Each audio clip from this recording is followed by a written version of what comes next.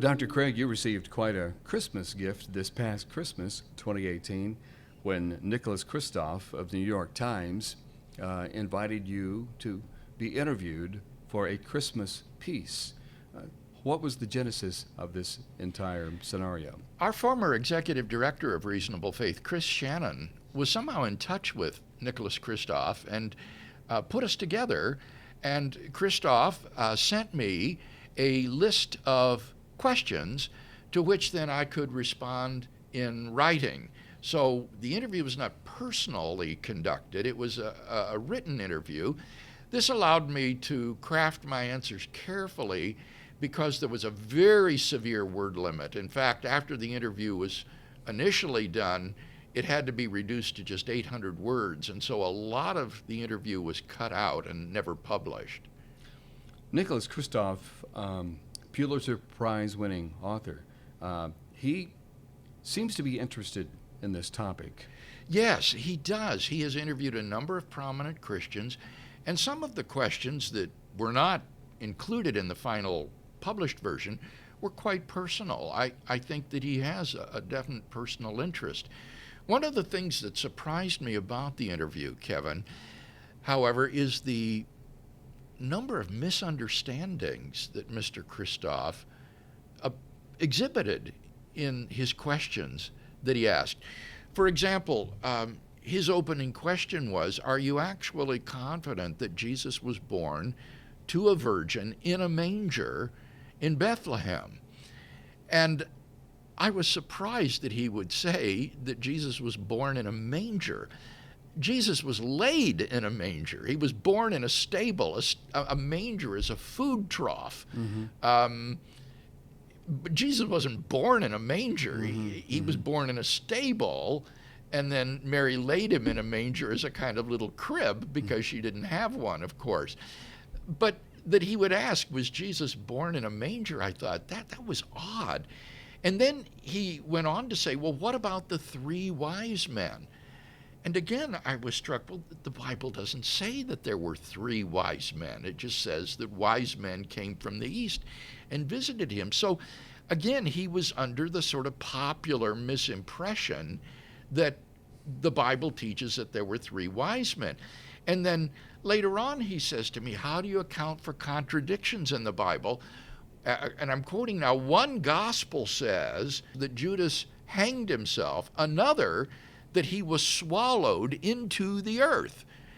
And I thought, where did he get that? It was very clear to me that there were just a lot of misunderstandings on his part.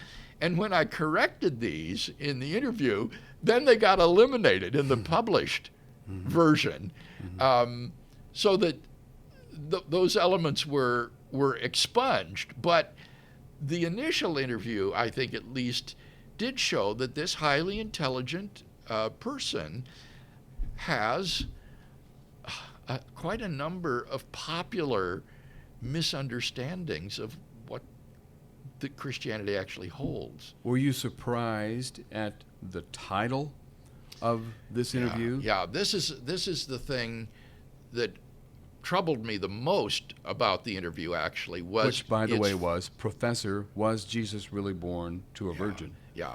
The focus of the interview struck me as entirely wrong. I thought this would be an interview on the big questions about Christianity. And instead, as you see, he was focused on, was Jesus born to a virgin? Were there three wise men that followed the Star of Bethlehem and found Jesus? What about the death of Judas, for goodness sake?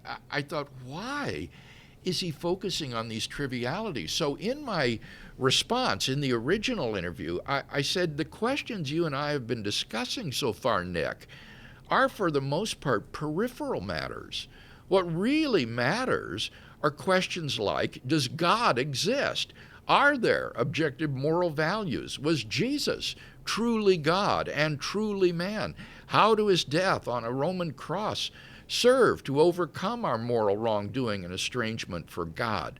These are, as one philosopher puts it, the questions that matter, not how Judas died. And so it seemed to me that the focus of the interview was just completely wrong. And that corrective got cut in the final published version of the interview, but it did seem to me that we were focused on the wrong questions. Bill, I have to tell you my overall impression when I first read this interview was you showed tremendous restraint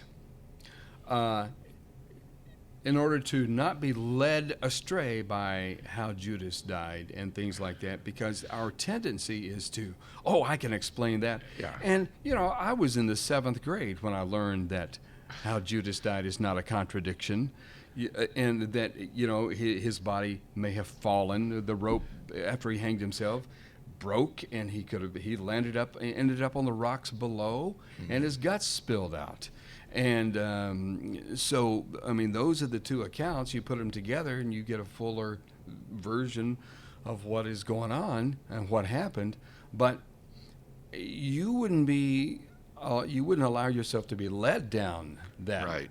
I didn't want this interview to turn into a discussion of the 3 wise men and the death of Judas. There were far, far more important issues at stake.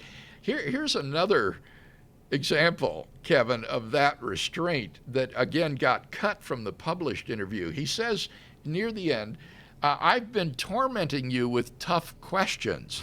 So turn the tables. What annoys or frustrates you the most about skeptics like myself? What do we not get? And boy, I wanted to say, you don't get it at all in terms of what are the important questions. But what I said was, okay, remember, you asked for it. I long for an intelligent conversation with an unbeliever about the truth of the Christian faith. But I don't know how to put this gently, so just think of me as a sort of theological Simon Cowell, good-willed but ruthlessly honest. Most unbelievers don't seem to be capable of carrying on such a conversation. I get the impression that they've never read much of anything on these questions, much less the New Testament itself. And so that was a restrained expression of the frustration I feel when one sits for an interview like this that is characterized by misunderstanding and the wrong focus. All of these questions came to you. The editors took it, and it ended up being about 5 questions. Yes, it had to be 800 words. What do you think about the questions that he did ask? You've said that it went kind of far afield when you're dealing with the wise men and the death of Judas, but did he keep it on track as far as the rest of his interview and the Christmas season? Well, there were the questions about the virgin birth. I think that he is hung up on miracles. That seemed to be very obvious from a couple of his questions. And so he wants to know, can I be a Christian if I don't believe in the miracles of Jesus, including the virgin birth? And so we did talk about the virgin birth. What problem is there with believing this? What historical or philosophical problem is there with the virgin birth? And then in the end, and again, this got cut, I think, in the final version, I said that in order to be a Christian, a person needs to believe in Jesus' resurrection, which is obviously miraculous. And so if you expunge the miraculous, you cannot be a genuine Christian because you cannot believe that God raised Jesus from the dead, which is essential to the Christian message. His first question right out of the gate. He said, I must confess that for all my admiration for Jesus, I'm skeptical about some of the narrative we've inherited. Are you actually confident that Jesus was born to a virgin? Now, notice that in a manger in Bethlehem got cut yes, in the final version of that question. It focused on the virgin birth, which was his real hang-up. Yeah. Now, 99% of us who had this opportunity, we would go, of course I'm confident because of the avalanche of evidence, and and that would be our tendency. Bill, again, you, in my mind, showed a little bit of restraint here and tried to answer as a historian and philosopher rather than as strictly a Christian believer. We'll talk about in an upcoming podcast how you responded the way you did, what you had in mind when you were responding to some of these questions. Yes, these responses were not off the cuff. They were very carefully thought through and crafted in a way that would be appropriate for what I took to be a secular New York Times audience. Yes. You mentioned as well that you were surprised at the avalanche of comments. Over 1,100 comments on this article until the New York Times had to cut them off. I mean, these things would go on forever.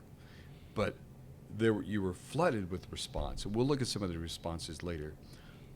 Did you look through some of those comments? Oh, yes, I Apparently you did. I did read them, and I must say I was mortified by them.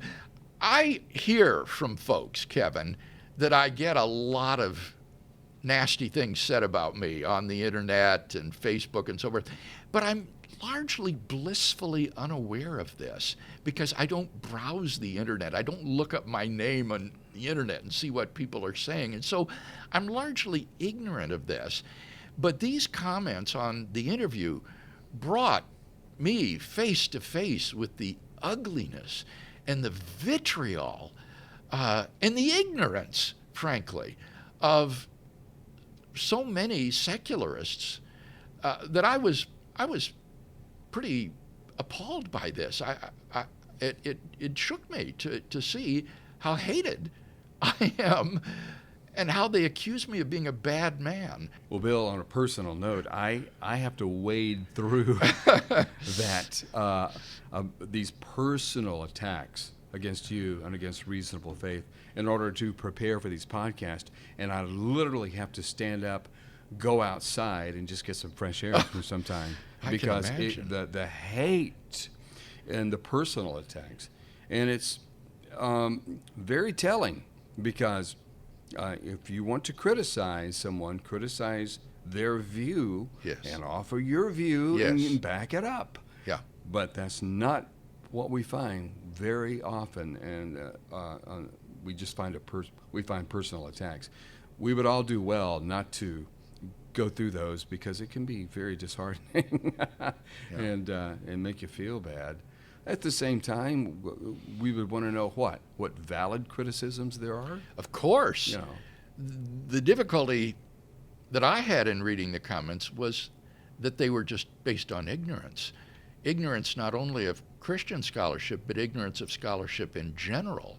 And so they were not, for almost 99%, substantive comments, but just based in popular level ignorance. Mm-hmm.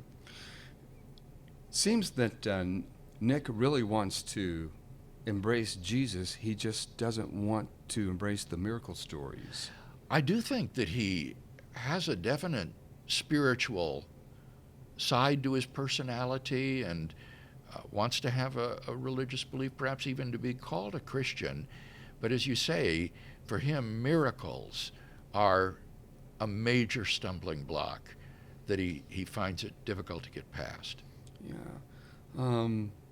He brings up 6-day creation and was Eve really made from Adam's rib and all these things. So he, again, wanted to draw you, I think, into biblical accuracy and biblical authority. Merry Christmas. Yes, Merry Christmas. He, again, exhibited the same misunderstanding that so many Christians exhibit, where they think that if there's one passage of Scripture you don't interpret literally, that this means you must not take literally every other passage of Scripture. And that is so naive. It's so patently false. No one takes, for example, the poetry of the Psalms to be literally true. When the psalmist says, let the trees of the wood clap their hands before the Lord. Nobody thinks that the psalmist believes that trees have hands or that he's teaching botany. No Christian scholar reads the book of Revelation literally, that there are going to be sea monsters, multi-headed dragons crawling up out of the oceans and trying to take over the world. This is Jewish apocalyptic literature, which is full of allegory and symbolism. And so these slippery slope arguments that if you interpret one portion of Scripture non-literally, that then you cannot trust the historical reliability of the Gospels is simply fallacious, because the Gospels are of a historical genre in contrast to these other portions of Scripture which are not. They did leave one thing in that you said that could have ended up on the cutting room floor, and that is he asked you a question and you said, I don't follow. In other words, well, from what you're saying here does not follow. He says, we used to have faith in Zeus. The Chinese have faith in the kitchen god, Shiva, Krishna, countless deities. We're skeptical of all those faith traditions, so why should we suspend our emphasis on science and rationality when we encounter miracles in our own tradition? I puzzled over that question a long time, Kevin. I thought, what is he getting at here? It just doesn't make sense. He says that we're skeptical of things like the Chinese kitchen god and Zeus and Krishna, right? So why should we suspend our belief in science and rationality when it comes to Christian miracles? And I thought, who said we should? Why does he think we suspend our belief in science and rationality when it comes to Christian miracles? The question just didn't make sense to me. But I think what we see here revealed again, Kevin, is his assumption that Christian beliefs are in conflict with science and rationality, so that he assumes that what the Christian does is abandon science and rationality when it comes to Christian beliefs, but the Christian exercises science and rationality when it comes to the Chinese kitchen god and Zeus and these other religions. And of course, that's not what intelligent Christians do, and it is not true that Christian beliefs in the incarnation, the miracles of Jesus, the resurrection, are incompatible with science and rationality. So the question, I think, evinces a deep assumption that Christian beliefs are fundamentally in conflict with science and religion and cannot be believed without abandoning those. He, in the last question, I think perhaps tried to draw you into a political discussion when he said, you're an evangelical Christian, Bill, and he says, I want to be the first to say that religious people donate more to charity than non-religious people. They volunteer more. He said, but I am troubled that evangelical leaders have sometimes seemed to be moralizing blowhards, focused on issues that Jesus never even talked about, gays and abortion and so on, and while indifferent to poverty. And so how did you think about answering that question? Well, this was another example of where my initial answer was longer and had to be abridged for the final published version. What I wanted to do in my answer was to not back down on the issue of the sanctity of life and the sanctity of marriage. I wanted to stand strong on those, but at the same time, help him to see that Christians are involved in a wide range of social issues besides these. And so my initial response was to say, yes, I hear you. I sometimes cringe at the people that the media routinely trot out as spokesmen for Christianity. The media shun intelligent and articulate Christians in favor of inflammatory preachers and televangelists. That's why I'm grateful for this interview. Just know that the Christian church is involved not only in defending the sanctity of life and marriage, but in a whole range of social issues, such as poverty relief and feeding the homeless, medical care, disaster aid, literacy programs, fostering small businesses, promoting women's rights, drilling wells, especially in the nations of the developing world. You alluded to Arthur Brooks. Who really cares about Christian charitable giving? But see as well, sociologist Alvin Schmitz, how Christianity changed the world on the church's social involvement. Frankly, Christians have gotten very bad press. So what I wanted to stress there was that Christians are involved in a wide range of social improvements, as well as sanctity of life and marriage, and that those who think that we're not are just ignorant. And I gave a couple of resources that you can consult. At the same time, I wanted to put the blame on the media for choosing these inflammatory people to interview instead of intelligent spokesmen for the Christian faith. And I am troubled. That's one of the reasons we founded Reasonable Faith over 10 years ago, was because I was hungering for an intelligent and articulate voice in defense of Christianity in the public arena. Bill, in our next podcast, we'll look at some of the responses in the comment sections of New York Times, a video response from someone as well.